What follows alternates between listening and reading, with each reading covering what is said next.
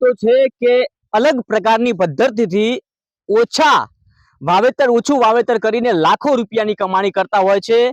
એવી જ રીતે કાંકરેજ વિસ્તારના એક ખેડૂતની મુલાકાતે અમે આવ્યા છીએ। બનાસતક ન્યૂઝ નેટવર્કની ટીમ મારા સહયોગી મિત્ર જયંતિ ચૌધરી સાથે રાજ ગજ્જર પહોંચ્યા છે કાંકરેજ વિસ્તારમાં એક એવા ખેડૂતની મુલાકાતે કે જે ઓર્ગેનિક પદ્ધતિથી ઓછા વીઘામાં ખેતી એટલે કે શાકભાજી સહિત અનેક પેદાશો લઈ અને લાખો રૂપિયાની કમાણી કરી રહ્યા છે।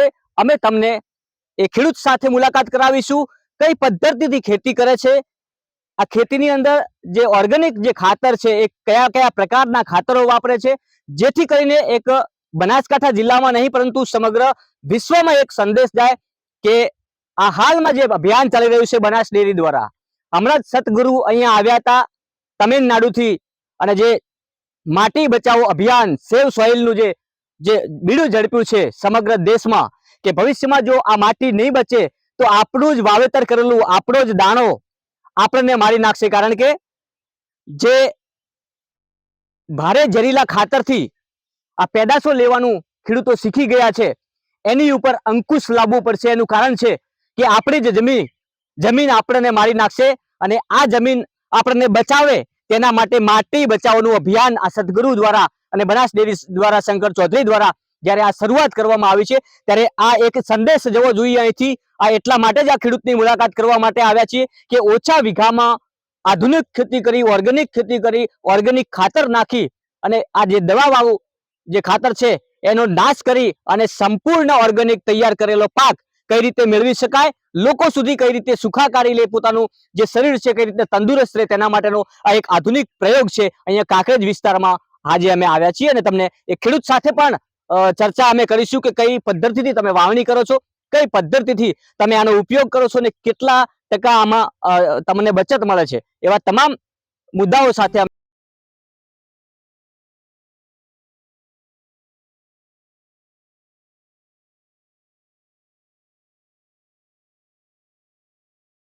બનાસકાંઠામાં આધુનિક ખેતી તરફ વળેલા ખેડૂતો હવે ઓર્ગેનિક ખેતી તરફ વળ્યા છે।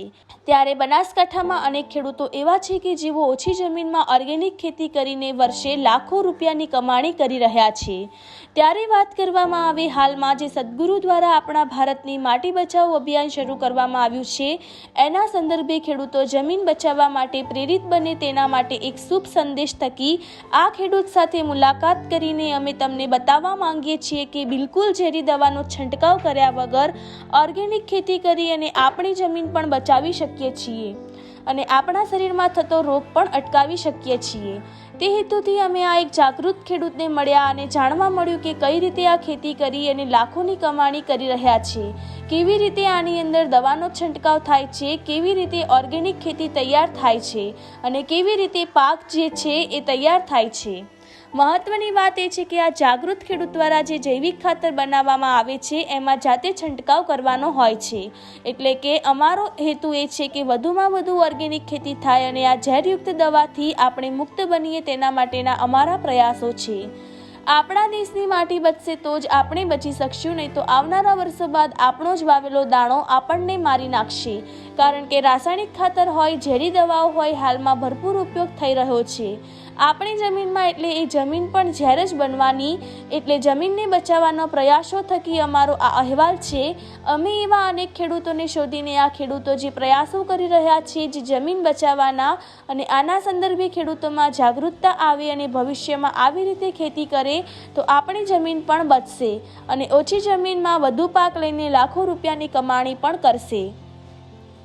આ છે કાંકરેજ તાલુકાના ઈસરવા ગામના વેલાભાઈ સુથાર, જેઓ ઓર્ગેનિક પદ્ધતિથી ખેતી કરીને શાકભાજી હોય કે તરબૂચ હોય કે આંબા હોય, તમામ પ્રકારની ઓર્ગેનિક ખેતી કરે છે અને ઓછી જમીનમાં વર્ષે લાખો રૂપિયાની કમાણી પણ કરે છે અને પોતાની જમીન ઝેરથી મુક્ત બને છે। એટલે અમારો આ એપિસોડ બતાવવાનું કારણ એ જ છે કે ભવિષ્યમાં આપણે બચવું છે। પહેલાં આપણી જનેતા એટલે કે આપણી જન્મ આપનારી માં, બીજા નંબરમાં આપણી જનેતા એટલે આપણા દેશની ગાય માતા, અને ત્રીજા નંબરમાં આપણી જમીન એટલે આપણી ધરતી માતા। આ ત્રણેય માતાઓને બચાવવાનો પ્રયાસ કરવો હશે તો ચોક્કસથી આવી જ રીતે આપણે ઓર્ગેનિક તરફ વળવું પડશે અને ટેકનોલોજીના માધ્યમથી ઓર્ગેનિક ખેતી કરી અને ઓછી જમીનમાં પાક મેળવીને લાખો રૂપિયાની કમાણી પણ આપણે કરી શકશું। સહયોગી જયંતિ ચૌધરી સાથે રાજ ગજ્જર, બનાસકાંઠા.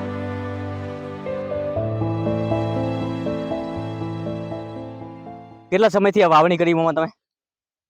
આનું વાવેતર 24 જાન્યુઆરી 24 જાન્યુઆરી. હા. કેટલા સમય પાક તૈયાર થાય? પાક થાય તૈયાર 90 દિવસ 90 દિવસે. 90 દિવસે. હાલ કેટલા વીઘામાં આ વાવેતર કરેલું? આ છે સમજો ને શાકભાજી ને બધું થઈને 1 એકર જેવું, 1.5 વીઘા જેવું બરોબર. વાવેતર ખરું. એમાં 1 વીઘો તરબૂચ અને અડધો વીઘો જેવું શાકભાજી.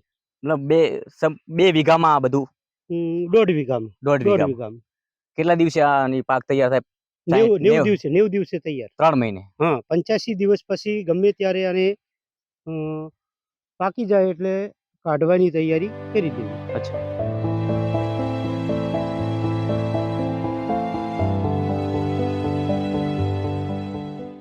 લોકો બજારમાંથી જંતુનાશક દવા લાવીને વાપરતા હોય છે, એટલે એ ખરેખર એ તો આપણી જમીન પણ ઝેરયુક્ત થાય છે અને આવનારું ભવિષ્ય એમાં પણ આપણું ભવિષ્ય ખરડાય છે. પરંતુ અહીંયા જે આધુનિક ખેતીની વાત કરવામાં આવી, ઓર્ગેનિક ખેતીની વાત કરવામાં આવી, જૈવિક ખાતર તો નાખવામાં આવે છે, પરંતુ આ ખાતર આ વેલાભાઈ જે ખેડૂત છે એ જાતે જ બનાવે છે. આપણે વેલાભાઈને સીધો સવાલ કરશું. વેલાભાઈ, કઈ રીતે આનો ઉપયોગ કરો છો, કેવી રીતે બનાવો છો? આ છે બેક્ટેરિયા.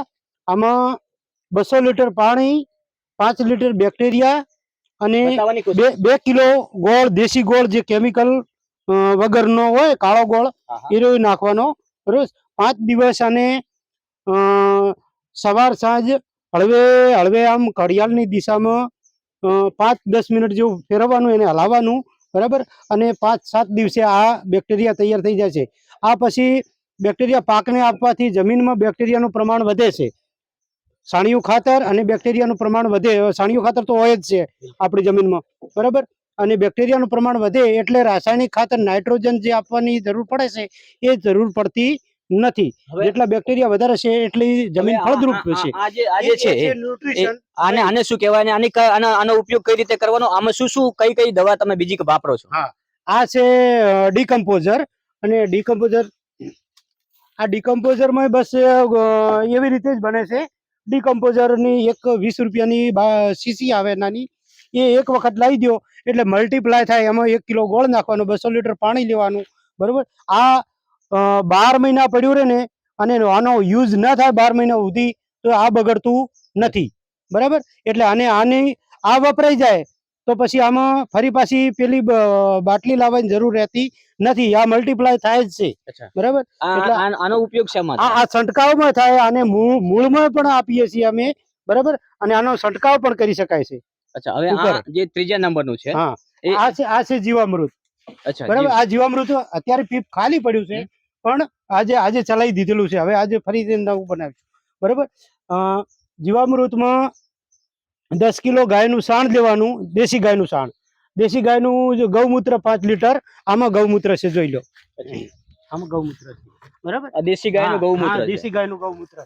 ગૌમૂત્ર ગમે એટલું વાસી થાય તો એ બગડતું નથી. અચ્છા. પછી આ નેક્સ્ટ.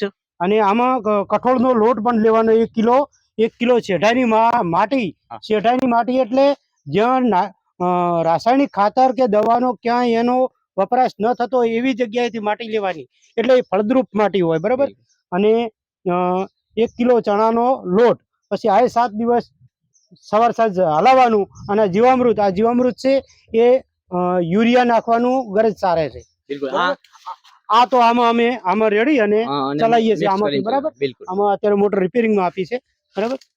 બિલકુલ.